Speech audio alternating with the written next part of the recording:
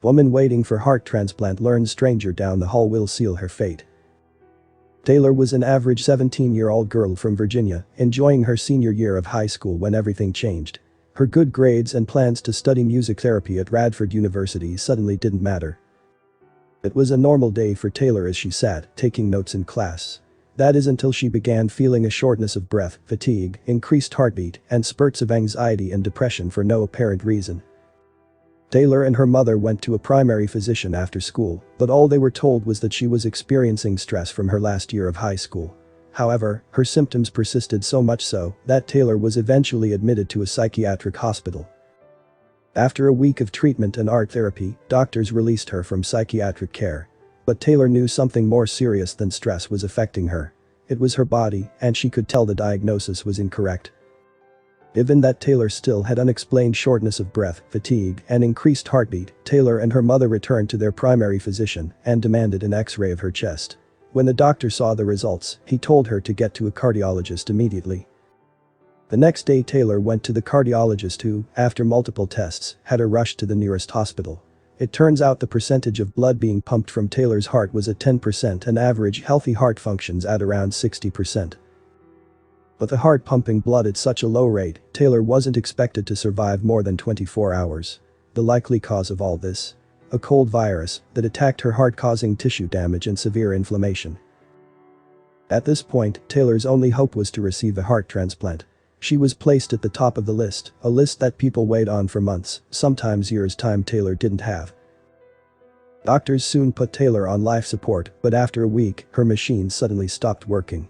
As nurses were literally hand-pumping blood to Taylor's heart, a strange twist of fate began to unfold. Nurses were able to correct the machine, but only after they had found a spare in a room down the hall where another patient lay. Colin Cabelja was his name, and he was about to play a role in Taylor's life that no one could have predicted. Colin had heart complications since birth. At just 3 days old, his first heart shunt was implanted. And at 17 months, he received a heart transplant.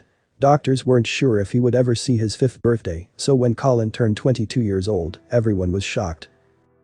But the celebrations were short-lived when Colin came down with the flu, or at least, that's what they thought it was. When doctors performed an echocardiogram, however, the results were not ideal. Colin's heart was failing, again. Now, the hospital had 2 young patients on the same floor who both needed new hearts. The chances of them finding just one heart were hard enough, but 2? That seemed impossible. When almost all hope was lost, a better coincidence came into play as a heart suddenly became available for Taylor and a second for Colin. The fact that these 2 patients were simultaneously prepped for surgery just 6 hours later was almost unfathomable. After 2 long extensive heart transplant surgeries, it appeared that both Taylor and Colin's bodies were accepting the new organ. However, Taylor soon experienced abdominal bleeding and needed additional surgery. Then, oddly enough, Colin too began to suffer as he caught pneumonia. Since the 2 had gone through the same surgeries, at the same time, in the same hospital, Taylor and Colin met in passing, but they never got along. Taylor recalled Colin acting like kind of a jerk, and Colin explained that he felt antisocial. Eventually, they both left the hospital and tried to go back to a normal life.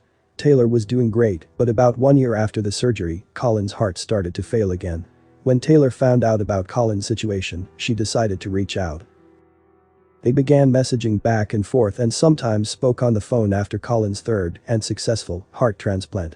But nearly 5 years after their initial surgeries, Taylor and Colin ran into each other during a routine checkup at the hospital and had something incredible happen.